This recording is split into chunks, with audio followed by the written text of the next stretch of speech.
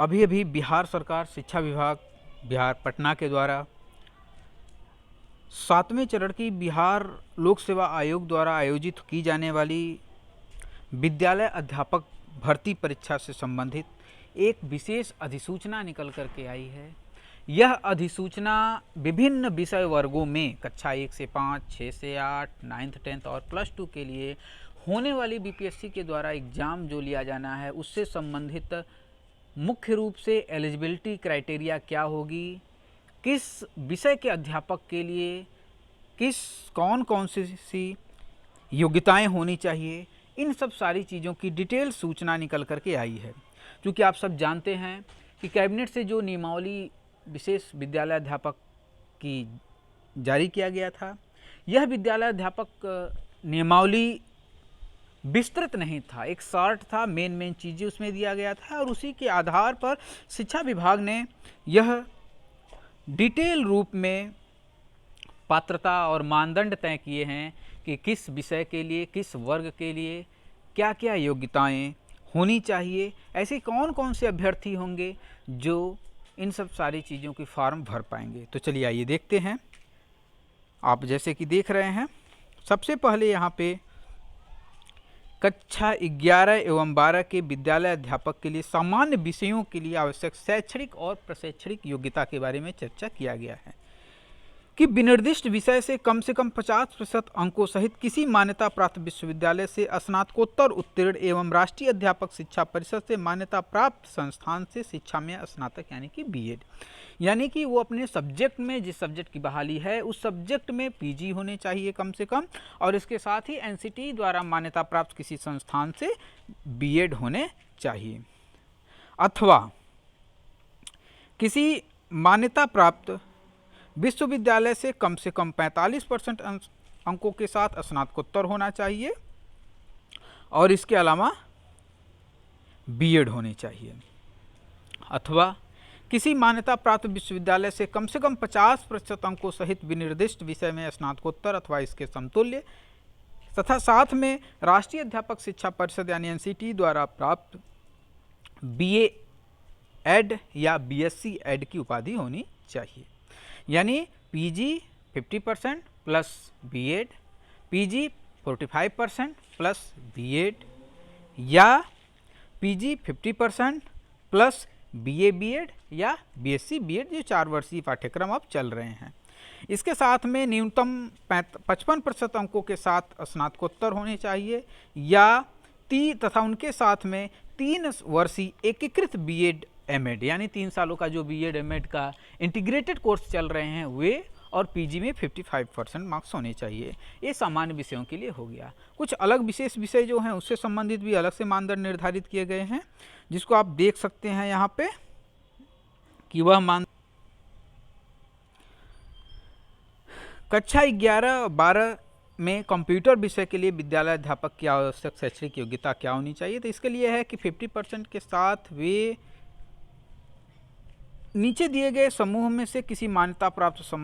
संस्थान से उपाधि डिग्री हासिल किए हों या डोएक से ए लेवल और साथ में किसी सब्जेक्ट में पीजी हो, अथवा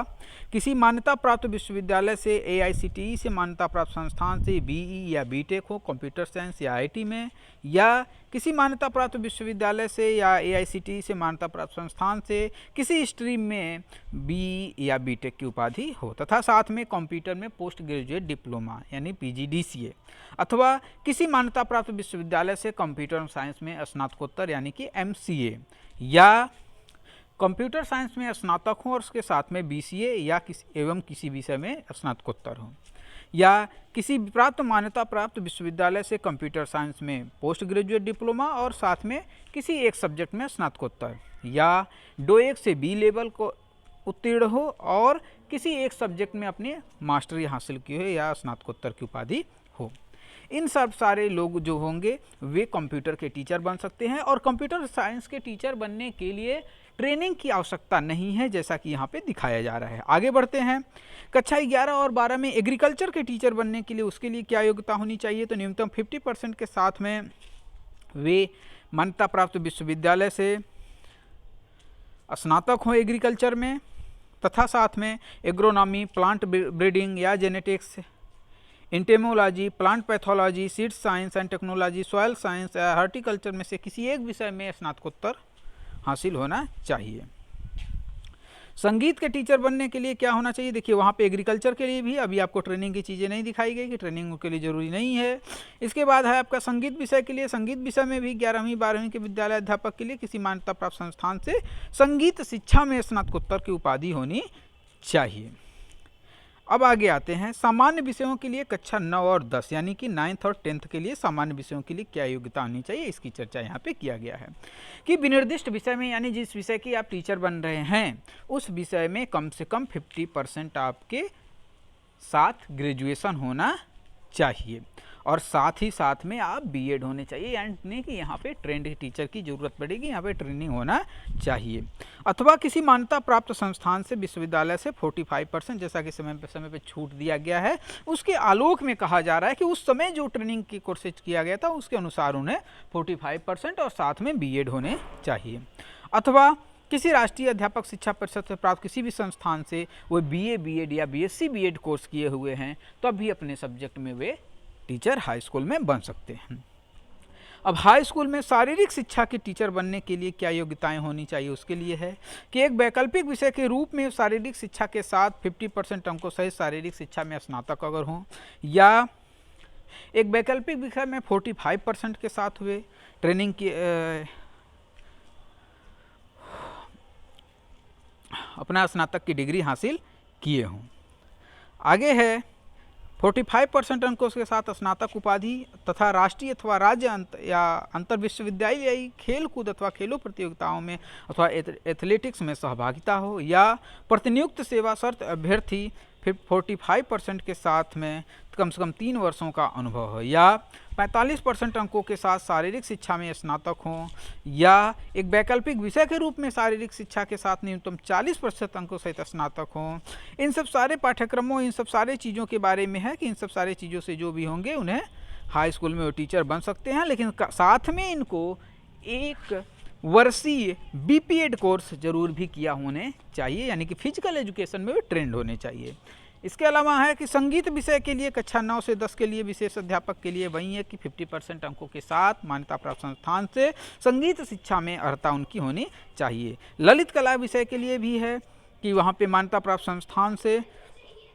इन्हें ललित कला विषय में स्नातक की उपाधि होनी चाहिए। इन लोगों के लिए ट्रेनिंग की ज़रूरत नहीं है। इसी तरह नृत्य विषय के लिए है कि नृत्य में उपाधि होनी चाहिए, इनके लिए भी ट्रेनिंग की ज़रूरत नहीं है। अब बात आती है एक महत्वपूर्ण जो टॉपिक आपको यहाँ पे देखने को मिल रहा है कि कक्षा 9-10 में विशेष विद्यालय अध्यापक यानी कि स्पेशल एजुकेटर, स्पेशल टीचर को बनने के लिए क्या योग्यताएं होनी चाहिए। तो सबसे पहले यहाँ पे है कि 50% अंकों के साथ ये स्नातक होने चाहिए कम से कम, तथा साथ ही साथ भारतीय पुनर्वास परिषद यानी कि आरसीआई से यह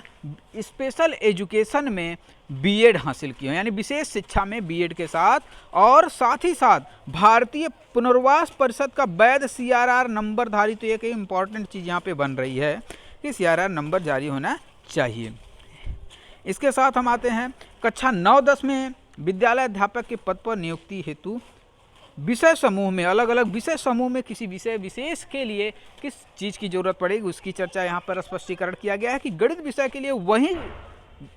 अभ्यर्थी शिक्षक बन सकता है जो मैथमेटिक्स के साथ में फिजिक्स या इलेक्ट्रॉनिक्स अथवा कंप्यूटर साइंस या रसायन शास्त्र अथवा सांख्यिकी विषय के रूप में स्नातक स्तर पर पठन किया हो। विज्ञान के टीचर वहीं बन सकते हैं जो स्नातक स्तर पर जंतु विज्ञान, वनस्पति विज्ञान एवं रसायन शास्त्र विषय में पढ़ा हो।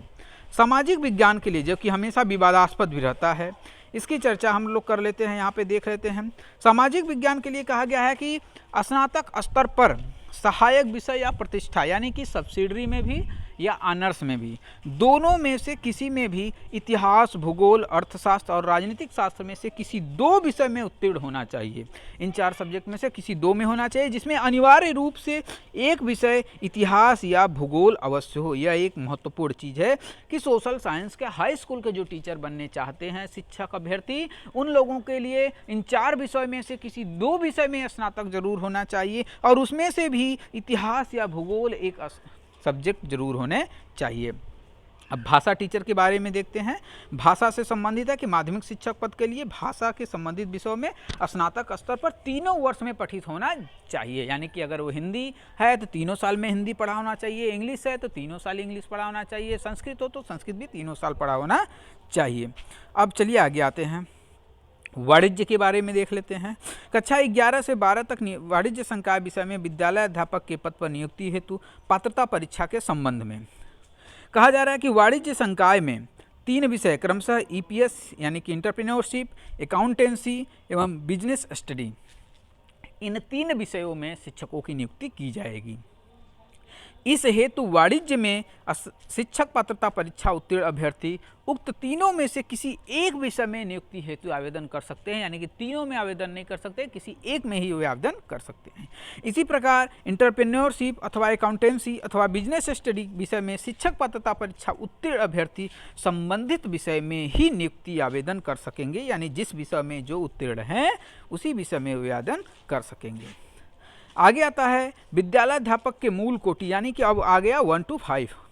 1 to 5 के लिए निर्देशित किया गया है कि न्यूनतम 50% अंकों के साथ उच्चतर माध्यमिक यानी कि हायर सेकेंडरी और प्रारंभिक शिक्षा शास्त्र में 2 वर्षीय डिप्लोमा यानी कि डीएलएड, जिस भी नाम से जाना जाता है, यानी intermediate plus DElEd, intermediate 50% plus DElEd, अथवा इंटरमीडिएट 45% प्लस डीएलएड, अथवा इंटरमीडिएट 50% इसके साथ में बीएलएड यानी कि 4 वर्षीय प्रारंभिक शिक्षा शास्त्र में स्नातक, अथवा 50% अंकों के साथ उच्चतर माध्यमिक और शिक्षा शास्त्र विशेष शिक्षा में 2 वर्षीय डिप्लोमा यानी कि 50% के साथ इंटरमीडिएट प्लस स्पेशल एजुकेशन में 2 साल का डिप्लोमा। यानी कि अब इसके साथ चर्चा होती है, यह जो सबसे ज़्यादा ज़रूरी आ जाता है आप लोगों के लिए कि सरकार ने